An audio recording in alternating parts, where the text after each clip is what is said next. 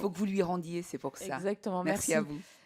Alors du coup, j'ai 2 questions par rapport à ce que vous venez de nous dire. Donc, d'une part, sur la question des référents, est-ce que vous avez, pour le coup, là, des éléments sur le nombre de fédérations qui ont mis en place un référent dans leur fédération? Enfin, pour celles qui ont répondu.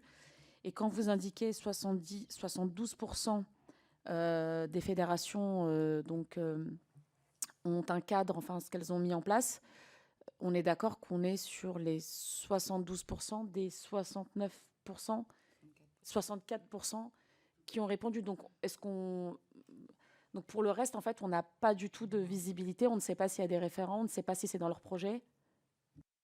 Voilà, c'est-à-dire que l'étude, bien sûr, sa limite, c'est effectivement qu'on a 64 fédérations qui ont répondu, mais je veux dire que le taux de réponse, on va dire, est malgré tout intéressant au plan statistique et nous donne des grandes orientations.